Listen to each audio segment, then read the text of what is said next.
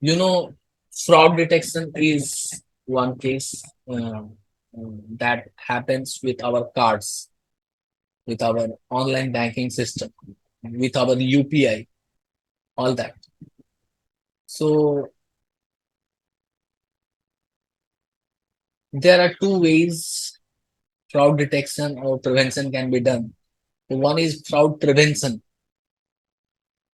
another is fraud detection, and third is fraud correction. So I have myself gone through all these stages because I took all the transactions, even suspicious transactions. Sometimes I take it up if it is not of high denomination, just to see how I can recover from this. So because of that, I suffered a lot in past. But the thing is that I had just for learning purpose, I went into the trap of such kind of scammers. But the thing is that you can learn things as long as you're learning, it's fine. But don't prevention is very important. So I can tell you how you can prevent yourself from fraud detection and even uh, credit card systems are now so robust these days. They help you prevent from getting in hold of scammers. So what happens if you do some transactions from some remote place which you have never done before? You will be given an intimation that you are doing these transactions from a IP which you never used before, some strange IP, some cyber cafe or something you're using in a remote place. Then you will give indication that this transaction is a very different transactions. It never happened. Similar kind of transactions never before happened in your card, and that's why we are not allowing you to continue with these transactions. And from a cyber cafe in a remote place, you will not be able to do a transaction on your credit card. This because they assess the risk that this can be somebody else who is doing transactions from your card and you are not doing this transactions. He somehow got your PIN and everything, and that particular person is doing this transactions from your card. So they understand it from the IP, they understand it from all these things. So this is kind of fraud prevention that you can understand.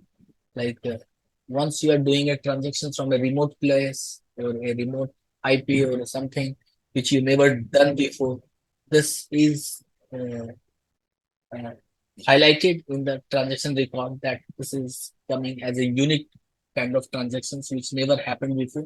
So we are not allowing this transaction to happen. This is transaction fraud transaction prevention from the credit card side.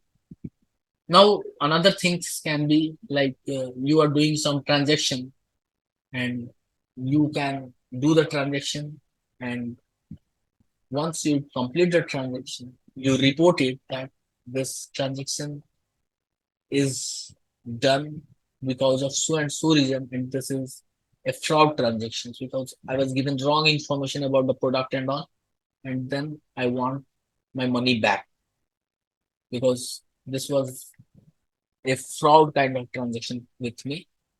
I did on some advice, and that advice was wrong. They just wanted to cheat money from me. So that's how you give some money to somebody.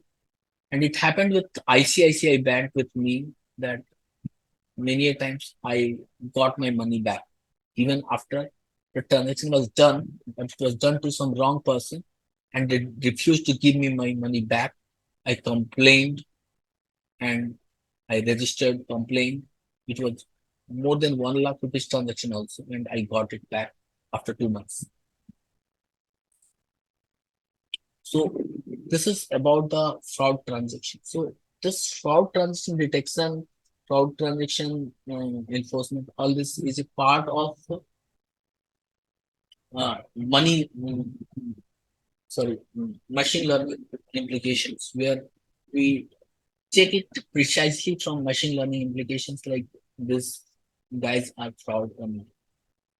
Because you know that odd odd things or odd man out. We get a problem, odd man out in your questions. So how to get the odd man out is part of fraud detection. And that can be done using machine learning. Because machine learning works on a pattern. Everything that goes on a pattern, it's okay, okay, okay. If something comes out of the pattern, something that is odd man out, and we remove that.